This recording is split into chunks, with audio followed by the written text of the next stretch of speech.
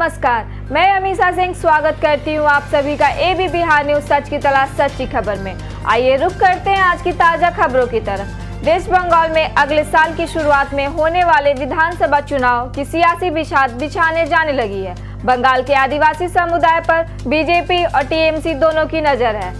बंगाल में कमल खिलाने के लिए केंद्रीय गृह मंत्री अमित शाह ने इस महीने के शुरू में ही 2 दिवसीय बंगाल दौरे की शुरुआत आदिवासियों के गढ़ बांकुड़ा जिले से की थी।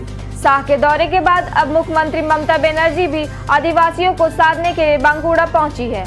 अमेरिकी चुनाव में जीत हासिल करने के बाद जो बाइडेन ने सोमवार को अपनी कैबिनेट का ऐलान कर दिया है। शपथ ग्रहण करने के बाद ये कैबिनेट अपना काम शुरू करेगी, लेकिन ट्रांजिशन पीरियड के दौरान भी ये एक्टिव रहेगी।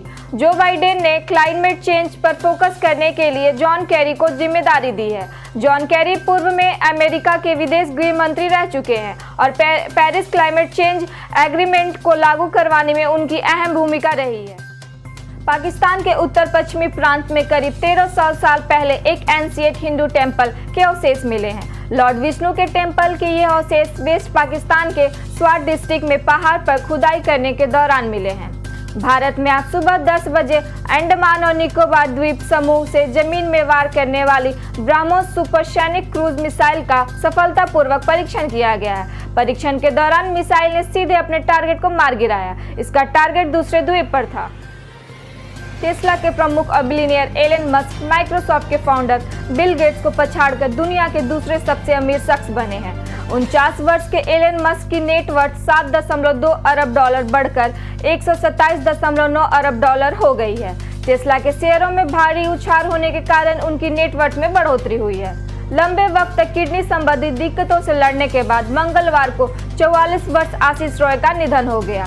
उन्होंने ओशिवारा स्थित अपने घर में अंतिम सांस ली। आशीष ने ससुराल सिमर का, ब्योमकेश बक्सी और जीनू जूरी समेत तमाम लोकप्रिय टीवी शोज में कमाल की भूमिका निभाई है। दिल्ली पुलिस की स्पेशल सेल और बदमाशों के बीच मंगलवार सुबह एनकाउंटर हुआ। इस दौरान 2 लाख का इनामी बदमाश अपने साथी के साथ गिरफ्तार कर लिया गया। रोहिणी इलाके में एनकाउंटर के दौरान कई राउंड गोलियां चली। बताया जा रहा है कि गिरफ्तार किए गए बदमाश ने क्राइम ब्रांच के एक इंस्पेक्टर पर फायरिंग कर हत्या की कोशिश की थी। रिजर्व बैंक ऑफ इंडिया के एक पैनल ने हाल ही में कॉरपोरेट घरानों को बैंक स्थापित करने की मंजूरी देने की सिफारिश की थी। हालांकि अब इस सिफारिश की आरबीआई के पूर्व गवर्नर रघुराम राजन और पूर्व डिप्टी गवर्नर वीरर आचार्य ने आलोचना की है। दोनों ने कहा कि कॉरपोरेट घरानों को बैंक स्थापित करने की मंजूरी देने का प्रस्ताव एक बुरा विचार है। 2 दिसंबर को लॉन्च होगा निशान मैग्नाइट, कीमत हो सकती है 5.5 लाख रुपए।